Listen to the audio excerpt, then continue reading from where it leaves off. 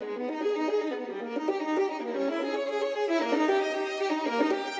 an absolute pleasure for me and obviously for our viewers that we get to meet and talk with Jim Rogers today in a way that we have not seen ever.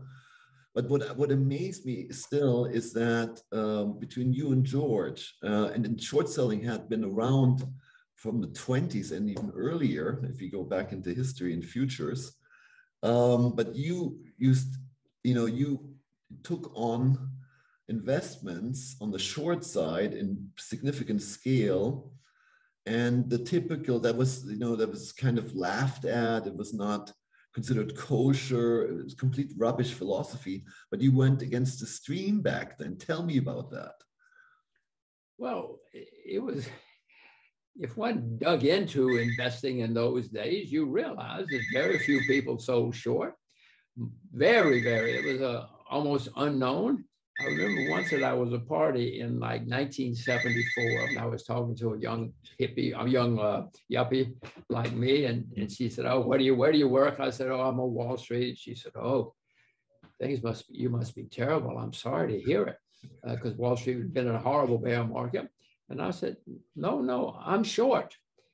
And she looked at me like, "Well, I can see you're short, you fool. I know you're short. What does that have to do with anything?" Because she never heard of selling short. And this was at a party where there were supposedly investors. You know, she was the wife of one of them, but she didn't even know what selling short was. This is 1974 in a horrible bear market. And that was, I mean, I learned early, both of us learned early that there was plenty of opportunities selling short. And again, in those days, especially, there were very few people who did it. Even now, there are not that many people, there are more. But in those days, selling short was, what is it? Who knows? We don't want to do that. Wonderful. I love it when there's no competition. I will tell you, there was a president of America called Dwight Eisenhower. He didn't know what selling short was. He didn't even know you could do it. His vice president was named Richard Nixon, and he thought it must be illegal. It cannot be legal to sell short, because it was that unknown and nobody had a clue about it. Well, let me give you some statistics regarding short selling. I'm sure you're aware of their guesstimates that there are 3 million Americans at this point, private investors who know what that is and practice it. In Germany, we estimate they're like 20 to 30,000, which means per capita and adjusted, there are 75 times more Americans who understand the subject matter than Germans. So we are really still in the absolute middle ages of understanding short selling. So over here, it's almost easier to find short selling candidates, because over here, hardly anybody does it either, except English and American investors who come through Germany and Central Europe and say, "Oh my God, one investment fraud after another." These are low-hanging fruits, Jim, here. I was once called the king of short sellers in Europe by a major newspaper. But it's not that hard here. In the US, it's gotten more crowded. Do you remember? Well, wait, before you stop, I want to make sure people know this is not that easy. You can lose a lot of money. You can lose a lot of money selling short, and it's not easy to do. Yes, there's not as much competition, and one can make a lot of money. But one can also lose a lot of money very easily and very quick. Valid point. We actually, in some other formats, we talked tremendously about the risks of short selling, how you can hope to manage it. You can't always manage it with limit up. We can sing a song about short selling pain, surely. Do you remember from your heydays at the Quantum Fund, was your attribution more on the short side, your return attribution, or was it balanced between long and short return? No, I've never measured it, but I'm sure we made more on the long side than the short side, just because, as you point out, I mean, you can only make 100% on the short side, no matter what, if you get everything right. On the long side, if something goes up and go up 100%, 200%, 1,000%, can never stop going up. So I'm sure, and I never measured, but I'm sure we made much more on the long side than the short side. Okay, so yeah, I did some math on my history too, being known a bit as a very experienced short seller, but my attribution was roughly still 30% on the short side only. But it helped me tremendous in market setbacks. I think there's a reasonably good chance that we will see a stagflation environment again, or a highly volatile environment, and not understanding the long and the short side of things, or hedging at least, would be a great shortcoming. You know, I don't think you're a complete investor unless you understand both sides of market movements. I certainly, let me just, I certainly know that that's very important. Most people know to buy and then sell someday, but they can also sell and buy. They can sell first. But I also know that most investors, when we have a bear market again, we're going to have a lot of new people coming in and selling short. It's going to be very exciting to them and fun, which probably will mean we're near the bottom of the bear market. But the same is correct of commodities and bonds and currency, everything. I mean, people just do not pay attention, and they should. Yeah, if you want to be a real investor, you need to understand everything. I agree. I even find the fact that, you know, I talk about the same subject matter extensively. I've written a book on short selling. And the common response is right now, well, property prices are going up. The stock market is near all-time highs. It's really good. Why on earth should I spend any time learning about this trade? And it's the most short-sighted answer I've ever gotten, because JP Morgan knew what he was doing before 29. You guys maxed out stagflation. My fortunate to extreme extent is based on short selling and asset protection during sell-offs. So, you know, folding your hands and saying, oh, I'm so happy, I've done well, you know, that's a factor of luck. It's not skill, in my opinion. What I'm really interested in also for our viewers is, how did you generate your ideas, long and short? Well, I certainly did not talk to analysts or brokers. I learned quickly that many of them did not know what they were doing. And not that I did. When I first went to Wall Street, I figured, well, they all know what they're doing. They're educated. They have experience. Didn't take me long to figure out they didn't know any more than I did. You know, I didn't know anything, but they didn't either. So I learned I had to do it myself. And so I stopped listening to other people. Let's see. Well, I mean, if you see on the news that there's a catastrophe, I learned that might be an opportunity. I learned to look. There's in Asia, in Chinese, Japanese, Korean, all languages, they have a word which means that catastrophe and opportunity are the same thing. It's interesting because in Korea and Japan, it's the same character that it is in China. Of course, they all got their languages from each other. It's Wei Ji is the way the Chinese say it. And we don't have that word in English. We haven't been around as long as they have. So we'll get it someday, I assure you. So I have learned when I see a disaster, I certainly want to help people, but I also say, well, wait a minute, this is going to be good for somebody. And what do we do? When you see a government do something, you know, governments are always trying to do something and help somebody. They usually make mistakes, but if a government says we're going to spend trillions of dollars to make something happen, doesn't matter whether they're right or wrong, somebody's going to make a lot of money. Because when the government starts throwing trillions of dollars at a problem, then you should make some of that money too. Figure out how to get involved, how to invest. When I see a lot of hysteria, people talking about, oh, this is going to go on forever and it's different now. Oh, it's so different now. I know I better start looking to see if I should sell it short, because it's never different. It's never different. And no trees grow to the sky. Although you see many times in history when people have said it's going to go on forever and it's different this time and everything else. And it doesn't matter how expensive it is. There's some things that you learn with experience. I mean, just walking down the street sometime, you can see, when you see something, you say, oh, look at that. That's probably going to be exciting if it works. And then you do some research and you find out if it's something new and different. I mean, the internet, there are millions of things, television, railroads, many things in history have been new and different. And if you noticed, and many of them you just noticed walking down the street, if you were around 150 years ago, you probably noticed the railroads. This was a new and different. And if you had, you might have invested. You might have made a lot of money. So walking down the street, if you pay attention, can also teach you a lot. Well, if I had to summarize it, Jim, I would say from a legacy viewpoint, there are several very important elements in what you just said. One, do not preferably make up your own thoughts, do your own work, do your own research, keep your eyes open, use your brain laterally, not in a myopic way.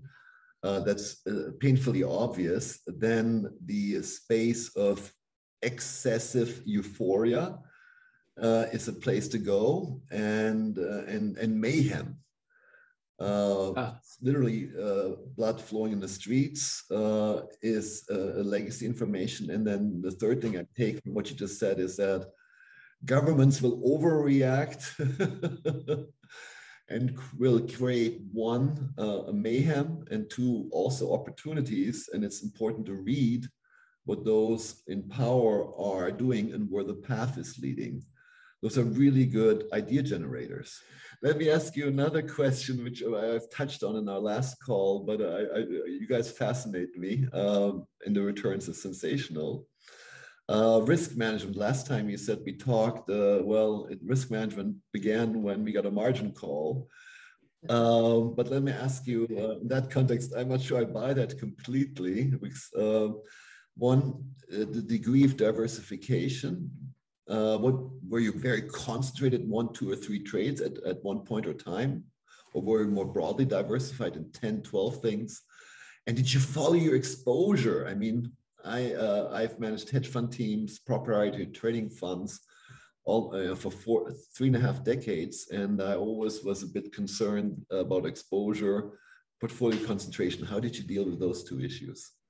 Well, Florian, I have learned, been investing a long time, that diversification, basically diversification was invented by brokers to make sure they didn't get sued. And that if they did get sued, they would be protected. If you want to make a lot of money, you don't you put all of your eggs in one basket and you watch the basket very, very carefully. But you better have the right basket, because if you don't, you get wiped out. You lose everything. Better know your shit. And you better know it. My attitude was always, I better know this better than anybody else. You better know everything. Yes. You better know everything, and you better be sure you're right, and you better check it every hour to make sure. But if you can focus and concentrate and you get it right, that's how you get rich. I mean, Henry Ford didn't diversify. He put all his money into automobiles, and he made a lot of money. He got it right. Eventually, his children and grandchildren diversified the estate and the portfolio, but Henry Ford put all of his money into his crazy automobiles and succeeded. So if you want to succeed, be sure you know what you're doing and concentrate. Legacy method. If you want to make a lot of money. If you want to make a lot of money. Intense focus if you want to become wealthy. If you want to get rich, that's what you have to do. Would you advise younger people who have a passion for investing to broaden their horizons across many asset classes? Would you recommend that? Well, people have their own way. Whatever works for you, do it. But I mean, if you're interested in electricity, you got to know about copper. And if you want to know about copper, you got to know about Chile. So, it's not so easy. But if you really want to get it right, no matter how narrow the industry you're looking at, they're suppliers to the industry, they're competitors to the industry, there are all sorts of things. That it's not just in one country. Copper comes from many places, and there may be fantastic opportunities. If you're looking at electricity, you say, boy, a lot of money is going to be made in electricity. But then if you really get into it, you might say more money is going to be made buying stocks in Chile. You know, if you follow it through and do everything you need to do. So what you're saying is that you have a broad horizon of investment possibilities, which is great because not everything works at the same time, but there's something happening all the time somewhere. And then you go very deep into the whole value chain, even into the competitive substitute basis. There's what I'm guessing, what you're saying is that there's no substitute for deep understanding. To be focused and to generate outsized returns. You know, if you want to be successful, you need to know as much as you can, and you will still make mistakes because you will miss some things. But normally that gives you more opportunities, more knowledge, and more understanding, especially when things go wrong, then you know what to do. If you don't know what to do, if you don't know what's happening, if you don't know that copper comes from Chile, you got a problem. You might lose a lot of money in electricity.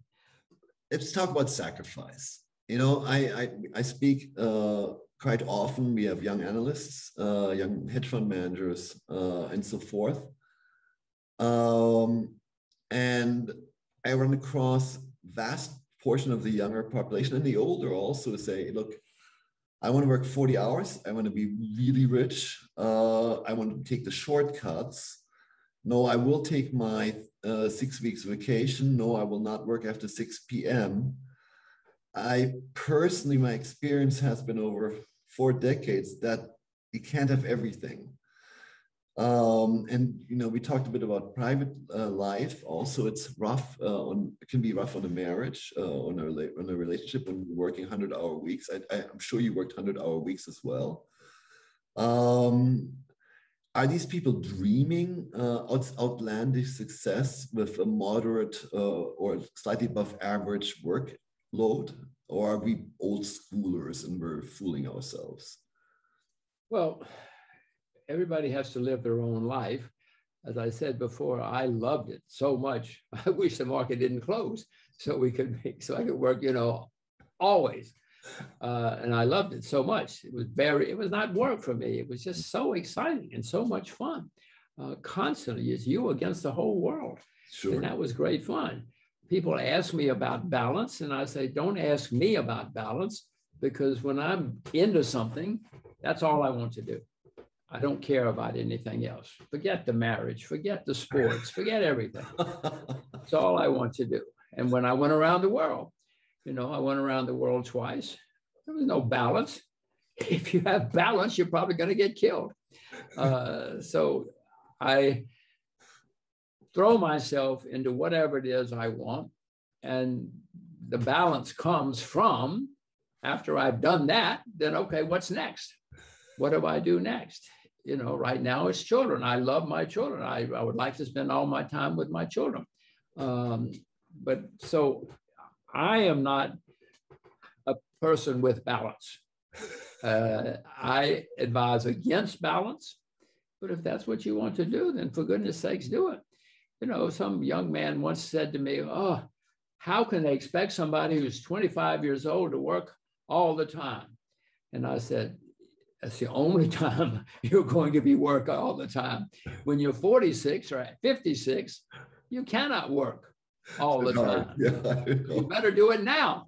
What do you mean, how can they expect it? You better learn this and you better do it. No, I'm sure that person is not a very successful person now.